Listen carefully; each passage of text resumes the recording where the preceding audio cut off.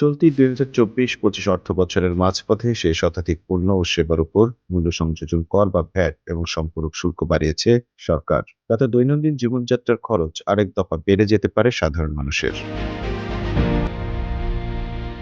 ক্রয় বিক্রয় সংক্রান্ত দুটি অধ্যাদেশ জারি করা হয়েছে। অধ্যাদেশ দুটি হলো মূল্য সংযোজন কর ও সম্পূরক শুল্ক সংশোধন অধ্যাদেশ ২০২৫ এবং দ্য এক্সাইজ অ্যান্ড সল্ট সংশোধন অধ্যাদেশ ২০২৫।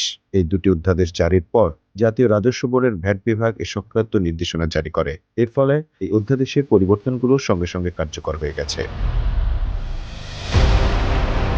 এর আগে ১ জানুয়ারি বর্তমান অন্তর্বর্তী সরকারের উপদেষ্টা পরিষদের বৈঠকে ভ্যাট ও সম্পূরক শুল্ক বৃদ্ধির এনবিআর এর প্রস্তাব পাশ করা হয়। এরপর আইন মন্ত্রণালয়ের মতামত নিয়ে প্রধান উপদেষ্টা ও রাষ্ট্রপতির অনুমোদন সাপেক্ষে তা অধ্যাদেশ আকারে জারি করা হয়।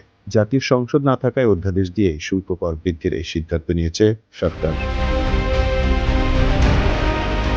এতদিন মুঠোফোনের সিম বা রিম কার্ড ব্যবহারের উপর ২০% হার সম্পূরক শুল্ক আরোপ হতো, এটি বাড়িয়ে এখন ২৩% করা হয়েছে। এর ফলে মুঠোফোনে কথা বলা এবং ইন্টারনেট ব্যবহারের খরচও বাড়বে। ব্র্যান্ডের দোকান ও বিপণী বিতানের তৈরি পোশাকের আউটলেটের বিলের উপর ভ্যাট ৭.৫% থেকে বাড়িয়ে ১৫% করা হয়েছে। এছাড়া সব ধরনের স্তোরার উপর ভ্যাট ৫% বেড়ে ১৫% করা হয়েছে।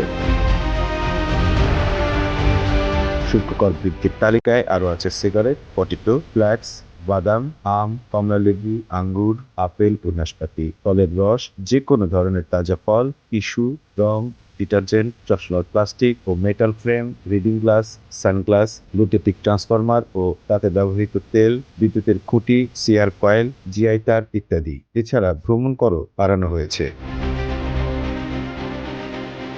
এ বিষয়ে বেসরকারি গবেষণা প্রতিষ্ঠান সেন্টার ফর পলিসি ডায়ালগের সম্মাননীয় ফেলো মুস্তাফিজুর রহমান বলেন, এ ধরনের কর এমন এক সময় বাড়ানো হলো যখন দেশে উচ্চ মূল্যস্ফীতি বিরাজমান। উচ্চ মূল্যস্ফীতির চাপে শুধু নিম্ন আয় ও প্রান্তিক আয়ের মানুষ নয়, মধ্যবিত্তরাও হিমশিম খাচ্ছেন। এখন নতুন শুল্ক কর আরোপের ফলে এই শ্রেণীর মানুষের ওপর বাড়তি চাপ তৈরি হবে।